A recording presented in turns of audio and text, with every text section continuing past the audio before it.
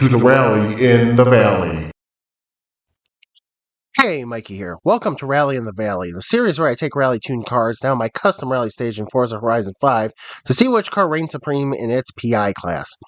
Today, the first group in a field of over 20 cars in B class will run to decide the best of our feature class of the event, going over a bumpy and technical 4.2-mile course to determine what car is the top of B class rally. The rules are simple. There will be 2 chances to put down a clean time. If you miss a checkpoint and can't make it back before the reset, the run is restarted. If it happens again, that's a DQ. The first car up in B class is the 2011 Scirocco R. This front-wheel drive entry has 287 horsepower, so it's a little bit less power. And with the front-wheel drive understeer at times, you would expect that it wouldn't be a great car to throw around this course, but it does really handle really well, and it almost feels like the understeer is just a little bit of a wider natural line at points. As you see it get through the first 3 corners as it heads down the stretch to the valley, it's heading through that section, tarmac section, smoothly. Just a little bit of understeer, widening out the line a little bit. But once it gets into the valley, one of the things is it really held itself together. It didn't get thrown around by the bumps. It didn't get intimidated. It was just a settled, good car to drive, a solid car. It just took a good line. It sat down on brakes. It wasn't out of control. As you can see, there was a little bump there that it took. It just quickly got back down. And the Scirocco R really was handling this course very well. As you can see again, the understeer. But again, it just handled it like it's a little bit wider line on the turn. Through the googly eyes and back to the tarmac section. I found it a little easier to straighten out some of these sections than I probably should have, just because the quick reaction wasn't there as much on this car. The steering just didn't react as much to a couple of the quick flick sections. And as you can see, probably my first mistake of the run is just getting in way too deep into that turn, letting it drift way wide. Head down to the end of the gravel section. And again, all the bumps and stuff is not really affecting it at all. As that quick little shift back and forth just went very well. As we're back on the tarmac section. And this car didn't seem to care which section it was, whether it was a dirt section, a gravel section, a tarmac section. It really handled consistently. I never felt at any point that the car was out of its element or I was going to lose it or anything, though I almost turned in too soon there, which would have been a flight on the anti-cheat launch pads. As we go down the final dirt section, through the checkpoint leading to the shipping containers, and through the last set of shipping containers before the hairpin at the end, which leads to the big balls. Again, a little bit of understeer, but it powered right through as it hits the left-hander and over the finish line for a time that felt really good at 3:15.280. This is the first car to go, so it is hard to tell how that time will stand up. And up next is the 1988 Chevy Monte Carlo SS. This 336 horsepower beast is more synonymous with NASCAR, but it's going to bring its skills to the Mixed Surface Challenge. It is one of the bigger cars in B class that is running in this, at least in the first group. And it just kind of had that floating suspension feeling, kind of a land barge feel. Given it has rally suspension and it's already a bigger vehicle, bigger high power vehicle, comparatively high power in this class. And you can see that it struggles a little bit. It is a good car generally in a competition where it would be matched up against more similar cars. But the Monte Carlo did struggle a bit on its run. Like I said, it just felt kind of floaty. It didn't feel as crisp. It was planted though. It did a really good job handling the bumps and handling anything that it came across, but the handling really wasn't as sharp as some of the smaller vehicles. And as you can see, there's understeer there as it also broke loose. So you had kind of a snap oversteer situation. But like I said, it did handle the bumps and everything fine. It's just that it is a very difficult car. Maybe not the greatest of fits, but it is one of the better rally cars, like I said, against its own competition. So as it goes under the googly eyes and heads back towards the tarmac section, in the tarmac section, I've got to say, is probably where it felt the least at home. A lot of cars there, you can feel a huge difference between it on tarmac and it on the gravel and the dirt, and this Monte Carlo was definitely one of them. It felt a lot better on the dirt and gravel, and just on the tarmac and the road portions, it just wanted to kind of float all over the place. As you see it coming up around the dump truck and right next to the video boards, you can see that it does have some decent handling, but it just didn't have it the whole course through. As we turn down the left past the rocks as we start getting towards the last section, and again it just kind of have to slow it down a lot as it started to understeer there. And as we get into the last section, at this point it's became obvious to me it's not going to put up a time in the 3:15 range. It's going to be a little bit slower than that, but still it's going to be a good respectable run. The car, like I said, it felt floaty, a little understeery. This course really, and the car just really didn't mesh together, it felt like. It is a good car, but like I said, it's good car in its competition against similar competition as it comes off the left and across the line, almost hitting the gantry, and finished with a 317.282, putting it second out of the two cars and not likely to be high in this first group. And next up, we have the 2018 Mini John Cooper Works Countryman All 4. This Mini was a revelation when I tuned it for an event for Minis. It was one that I really didn't expect off the bat to be great, but it actually ended up being really solid and one of my top, obviously top 7 go-to vehicles, as these are my top 7 favorite of my rally vehicles that are going in this group today. And as you can see, again, the same problem that a lot of vehicles have. It is on the off-road race tire, so therefore the grip on the tarmac may not be as great as it could be. But it handled the course well, and it especially felt really good on the off-road surfaces, on the dirt, on the gravel. As you can see, it just solidly making its way through the valley, having no problems with the turns, having no problems with the bumps. Just finds a great line, settles when I need it to settle and under braking. Little bit of a oversteer moment there, but that's fine. You can throw it around on dirt a little bit, and it is not bothered. But again, for its size, it's not one that I initially expected would be great for basically anything, but again, it ended up being one of my favorite vehicles just because it's so unexpected. It's one of my top 7 vehicles, so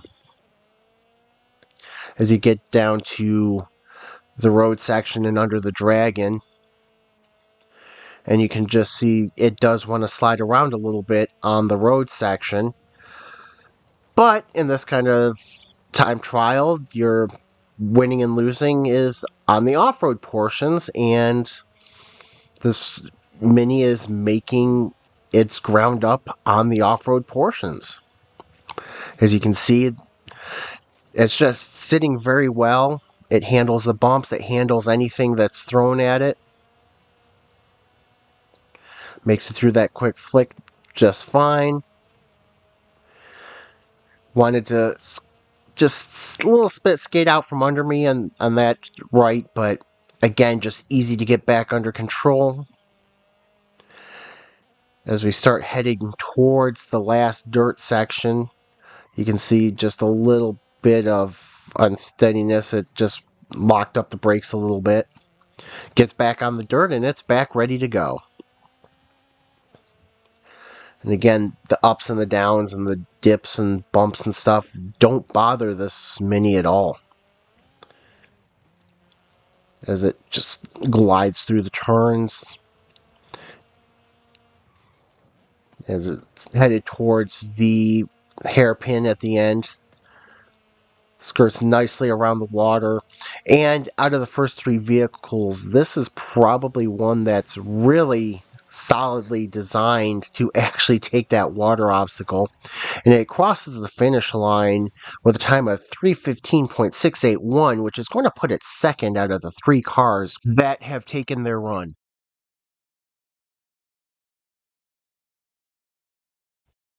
Up next, we have the first of two Ford Focuses in B class, and this one is the 2009 Ford Focus. A very unusual car in the fact that it's kind of a member of two subclasses, one of which is also represented in the fact it is part of the Gold family, which is going to have big gold later in A class competition. But this Focus is it's a solid car. It handles everything well. Again, a little bit loose in the corners, but as you see the back end swinging out a little bit, it is a little tail happy. I can tell you that one, especially on the tarmac section. But again, with most of these cars running off-road race tires, they are going to have a little bit of an issue, and that one goes wide into that corner, gets a little bit of understeer. Heading into the valley, though, staying on the dirt and the gravel, it was a good car. It was a lot easier to control. It felt a lot better. Same as a lot of these cars. Again, same issue with the off-road race tires. And tarmac just not always getting along, especially in dry conditions like this. But the 2009 Focus was very good at handling the bumps. It didn't get unsettled. Handled that left a little better than a lot of cars do. And again, didn't get upset by that little jump there, where some cars could go flying, especially if you saw the S2 class. Those cars could really get some decent air off of that jump. But back onto the tarmac section, it's already putting down a really strong run. As we go through the shipping containers, back onto the gravel section through the trees, and it's just going to be very nice and smooth through there. A little bit of understeer, but again, wasn't really bothered by the understeer, as it just took it in stride. Very good acceleration, good speed going through, hits the corner very well. And for the most part, with the exception of a couple small understeer moments, it really did hit its line, and even when it was offline, it was very easy to get back on its proper line. So there was really not much of an issue here. As you go through the last tarmac section, a little close to the rocks, wanted to get a little shave there. And as we go into the last section, the last dirt section, again, just smooth and easy. Nothing more than a little bit of oversteer moment when you get on the tarmac. Took that bump, got back down very quickly, was able to take a bump from a shipping container and not be too bothered by it. Probably lost about half a second or so. Not going to be too much of a worry, but it I mean, for the most part, the run was great as we go around the big balls, a little bit understeer across the line, and that time is going to be 3 minutes 13.579 seconds, which is going to put it first so far of all the cars that ran. But with 3 more to go today and a lot to go later, there is still a lot to be determined. Next is the other Ford Focus, the 2017 Ford Focus RS.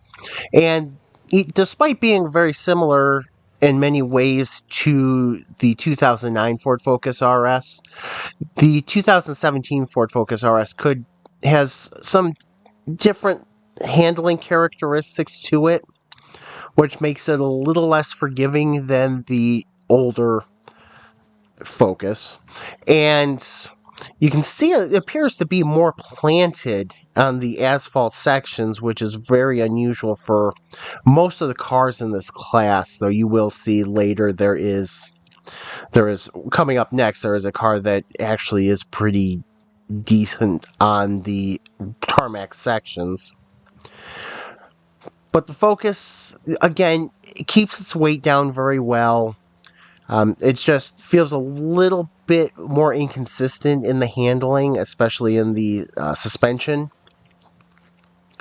So while in areas it looks a lot more smooth, and you can see it just really kicked out, and I could not get control of it back. So is that would be the missed checkpoint, and therefore that would trigger the restart of the run. But again, it just got a little squirrely there, and I couldn't gather it back up. So run number 2 for the 2017 Focus starts off much the same as the first run did. Felt good going down the line, felt more planted. Had surprising grip on the tarmac sections, considering the off-road race tires really don't usually get along with tarmac. There are situations that can, but dry is definitely not one of the ideal situations for it. And in the second run, the car it basically felt the same. Again, the suspension feels like can be both stiff and float at the same time at times. It's a really weird feeling, and it's very hard to describe. But this time it's having a much easier time getting itself through the valley. Go around the rock formation checkpoint. Come up to the turn where I basically lost it last time. It handled it a lot better. Gets a little understeer coming out of the corner, but well enough after the checkpoint that it made it through. As we get down to the hard left that so many cars struggle with, this is another good one that it got around very quickly around its center point and on its way under the googly eyes. Again, feels planted, but the suspension felt really weird. So I keep saying it's planted. It's really weird because sometimes it really would feel like it's sitting down nicely. It's settling in, and then all of a sudden it would feel like it's rolling over itself. So that's why it's very inconsistent. It was a very weird thing I've never had happen before. As you can see, a little bit of understeer going into that corner, which is a higher speed turn. So the understeer is a little bit concerning, but not in the worst way. A lot of cars are understeering through there, but getting out of it very quickly. So we go down the gravel path towards the checkpoint with the race walls on the last asphalt section. And this time the car was literally just pushing through the turn. It just felt like the steering input at this point didn't feel right with the car. So it's basically trying to make it home as, again, almost missed the checkpoint. Just almost missed right outside the flag, goes between the stands. It's feeling okay on this section. But at this point, this car is basically feeling very inconsistent at times. as we go into the last section with the final hairpin and to the hard left to the finish line. Surprisingly was okay in the hairpin, which was very weird with the way the handling characteristics felt, but you see it go swing way wide, almost finishing outside the gantry, but it did end up finishing 317.950, which will put it in last out of all the 5 cars in this competition so far. Up next, we have one of the class favorites, and despite its low torque, the 1982 Lancia 037 Stradale. It's a car with in the average range of horsepower for the class, but it's very low torque.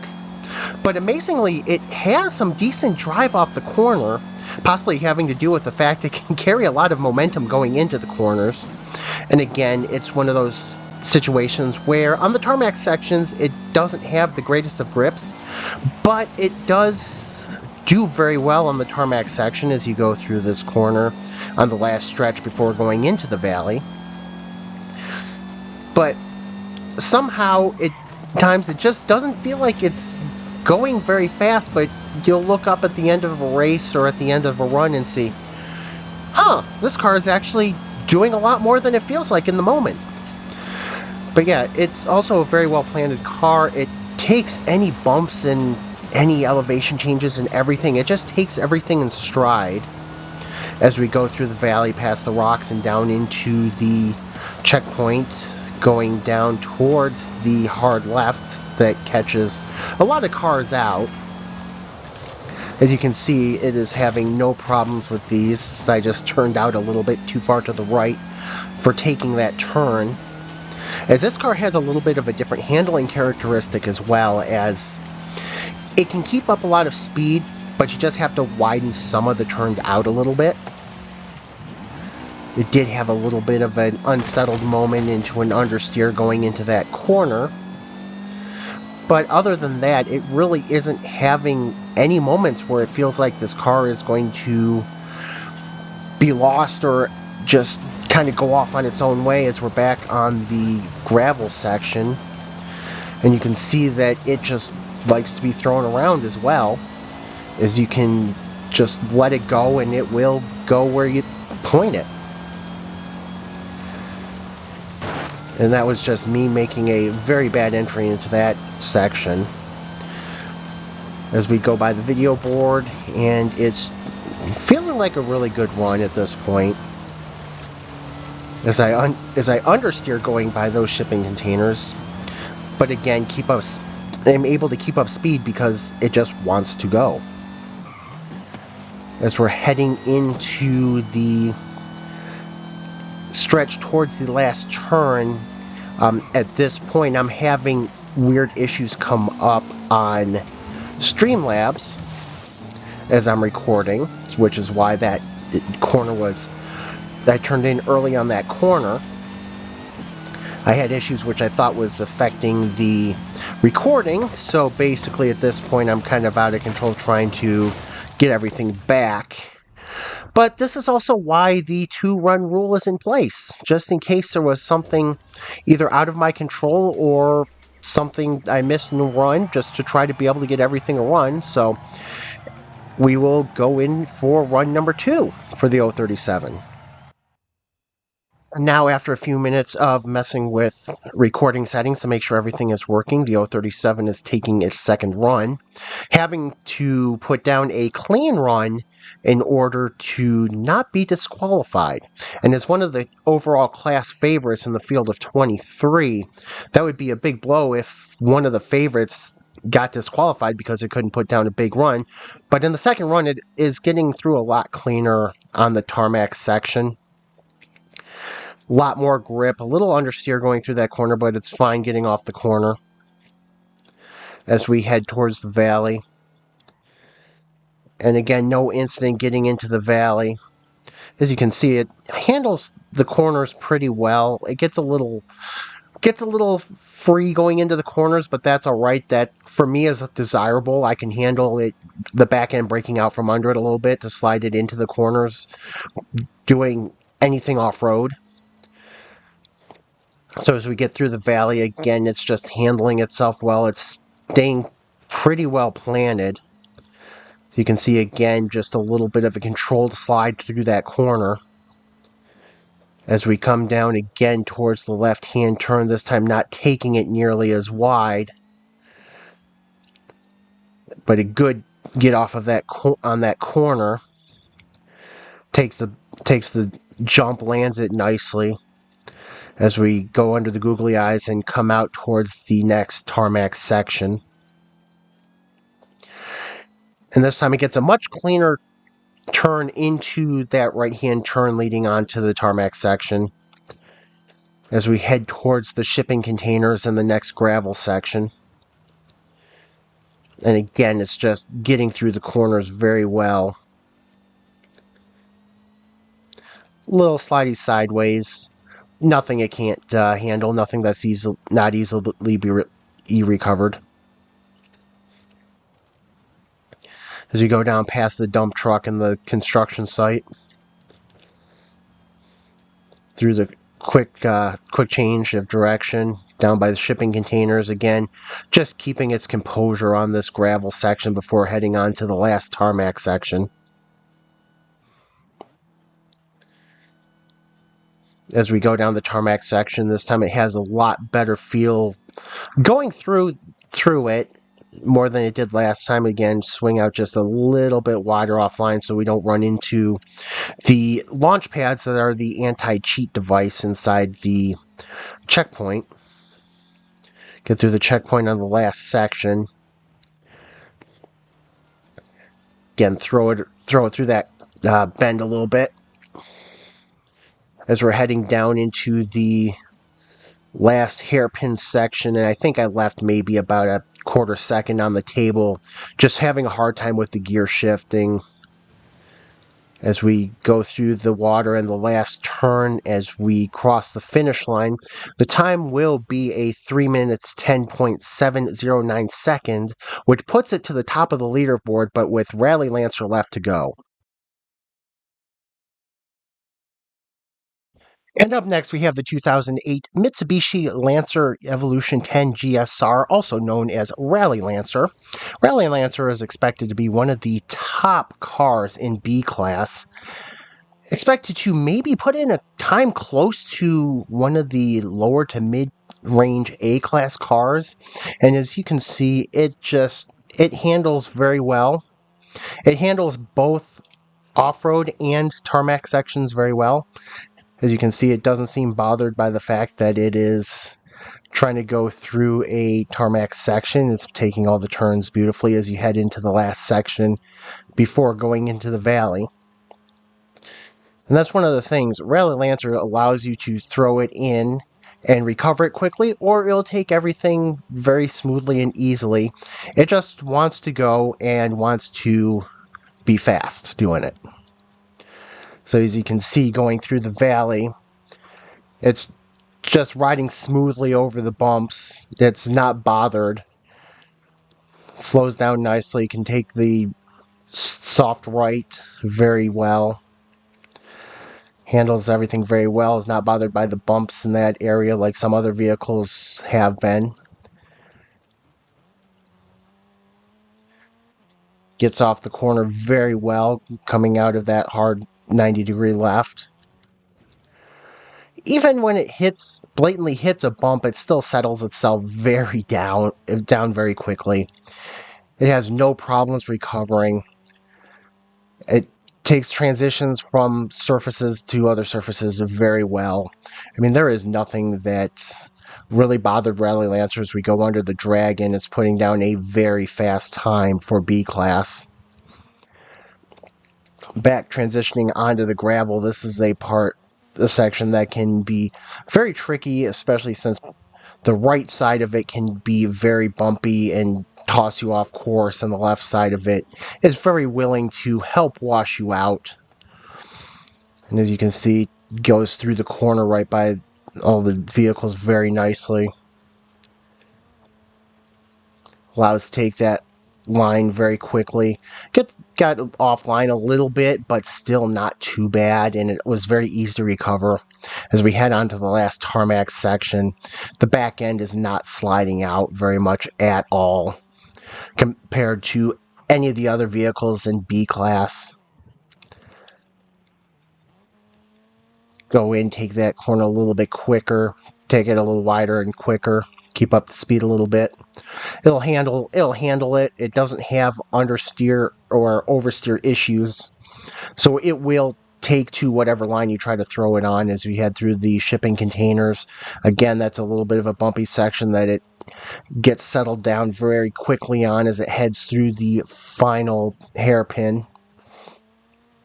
Maybe just a little bit wide of where you want to be on that final hairpin, but Rally Lancer's unbothered as it's going to come across the line, and it's going to put down a really good time, 3 minutes 9.374 seconds, meaning Rally Lancer is going to take first with 037 taking second. And a little bit surprisingly, the 2009 Ford Focus is going to take third with the Scirocco taking fourth. The Mini John Cooper Works is surprisingly in fifth, Monte Carlo in sixth, and Ford Focus RS in seventh. So that will be it for the first group of B Class. B Class will be returning in a few weeks' time, but join me again next time as the first group in A Class will be taking their shots at the Rally in the Valley course. So, until then, have a good one, and I will see you later.